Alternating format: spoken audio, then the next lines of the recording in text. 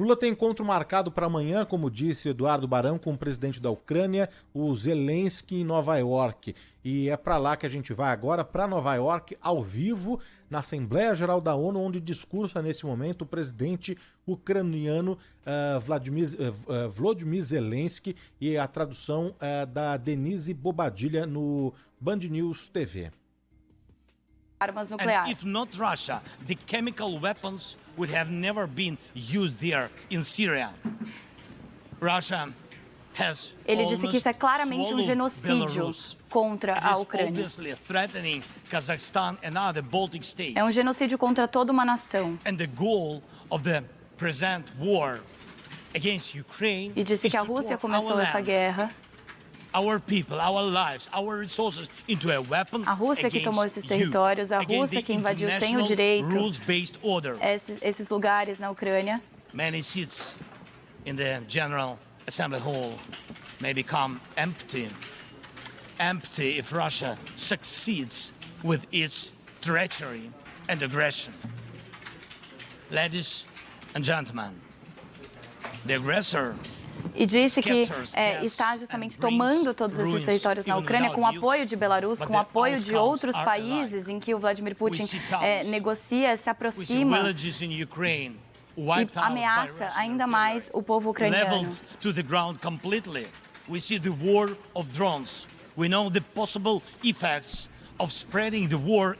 E disse que a Rússia vê sucesso na agressão.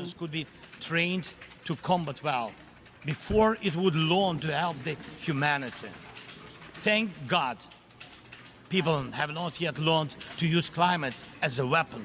Ele disse que vê cidades, que vê vilas, que vê comunidades totalmente destruídas, separadas, famílias separadas por conta desse avanço sem fim das tropas russas. State will also weaponize its outcomes. And when people in the streets of New York and other cities e que a Ucrânia está treinando militares para além da guerra, né, para além de saber exercer bem militarmente essa guerra para serem humanos, para levar a humanidade à guerra. And when islands and countries disappear underwater, and when tornadoes and deserts are spreading into new territories, and when all of this is happening, one unnatural disaster in Moscow decided to launch a big war and kill tens of thousands of people.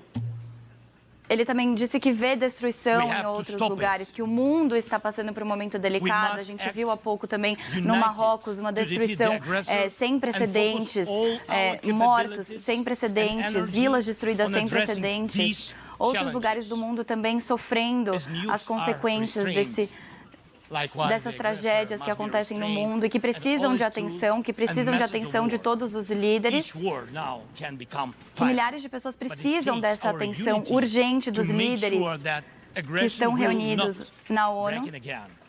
Um trecho ao vivo do discurso do presidente ucraniano em Nova York, Zelensky, não é? A tradução junto aqui do Band News TV é da Bárbara Fava.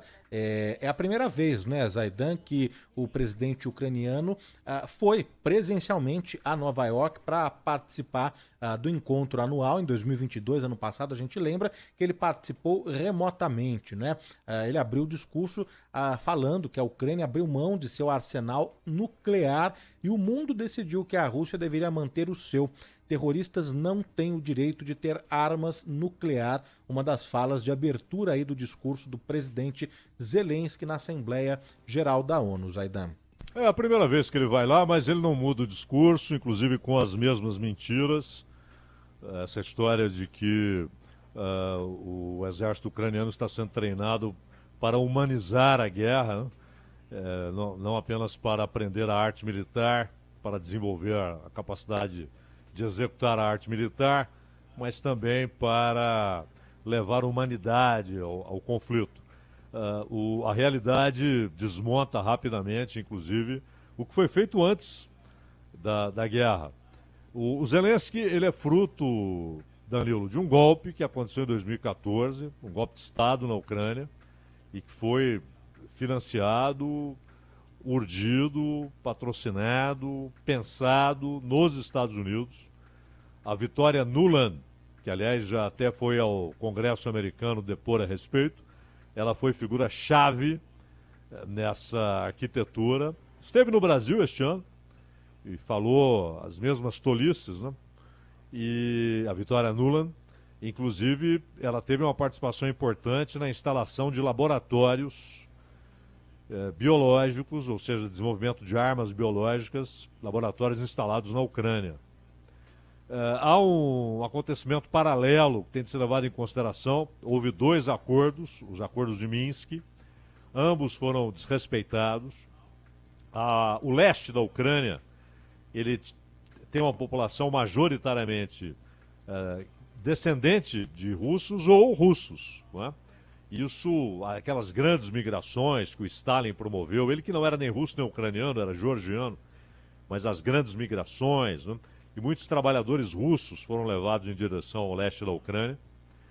E ali na região de Donetsk, né, no Donbass, ali você tem, e principalmente na região de Donetsk, uma concentração de russos e descendentes de russos. E essa gente vinha sendo atacada de diversas maneiras por Kiev, inclusive com a proibição de que usassem o seu próprio idioma, ou seja, o russo, a proibição de literatura russa, a proibição do ensino do russo nas escolas e ataques militares, na medida em que havia, exatamente por isso, reivindicações por mais autonomia e depois por independência da parte da população do leste da Ucrânia. O batalhão Azov, que hoje é um regimento e que nunca é mencionado pelo Zelensky, né, que é um batalhão nazista, que claramente professa a ideologia nazista. E o Azov, inclusive, fez vários ataques contra essa população. E quando houve os acordos de Minsk, nada mudou, porque eles foram desrespeitados.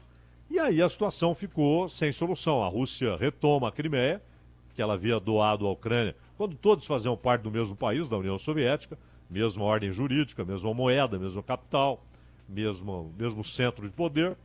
O Khrushchev doou a Crimeia à Ucrânia.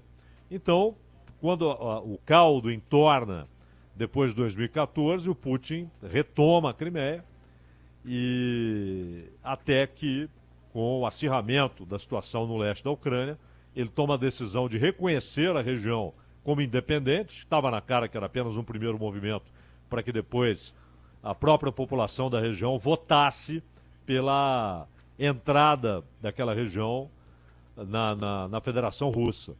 E, posteriormente, decidiu pela invasão, né? Mas essa invasão, inclusive, ela já era esperada e estava nos planos dos Estados Unidos, porque era exatamente o movimento que eles esperavam para iniciar um cerco à Rússia, um cerco que se deu por intermédio da OTAN, por intermédio de organismos financeiros internacionais, com a participação da ONU e com o avanço da OTAN em direção ao leste, um avanço que já ocorria. A Polônia já havia aderido à OTAN, a Romênia e os Bálticos, né, Estônia, Letônia, Lituânia. Então há uma E a única vítima disso tudo é o povo da Ucrânia. O povo da Ucrânia é vítima, é a grande vítima. Vítima da invasão russa, vítima da OTAN e vítima do seu próprio governo, vítima de Zelensky. Danilo. 3h22. Só para a gente concluir aqui, a gente separou, concluir esse assunto, né, da Assembleia Geral da ONU, a gente separou aqui uma fala do discurso, um trecho, na verdade, do discurso do presidente americano John Biden, né? A gente vai acompanhar agora o que diz o presidente americano. Vamos ouvir. Ainda assim, pelo segundo ano seguido, essa reunião dedicada à solução pacífica está ofuscada pela sombra da guerra. Uma guerra ilegal de conquista sem provocação da Rússia contra o seu vizinho, Ucrânia.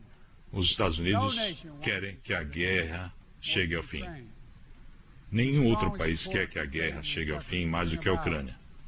E o nosso apoio à solução diplomática que gere uma paz duradoura.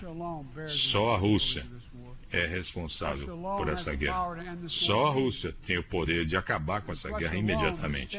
E só a Rússia é que está entre a paz, porque o preço que a Rússia paga pela paz seria a capitulação da Ucrânia, o território ucraniano e os filhos da Ucrânia. Isaida, um trecho, né, do discurso cínico, né? Do discurso do presidente americano John Biden. Cínico, né? Cínico. Ele vem e diz que os Estados Unidos querem o fim da guerra. Isso é cínico, né? É uma mentira que é tratada como anedota, inclusive em Washington, inclusive no parlamento, no Congresso dos Estados Unidos. Tanto na Câmara, de maioria republicana, quanto no Senado, de maioria democrata. Aliás, os dois partidos adotam uma política bipartidária pró-guerra, com exceções. Algumas exceções no Partido Democrata, algumas exceções no Partido Republicano. Então, um discurso cínico, típico, aliás, de Joe Biden, Danilo.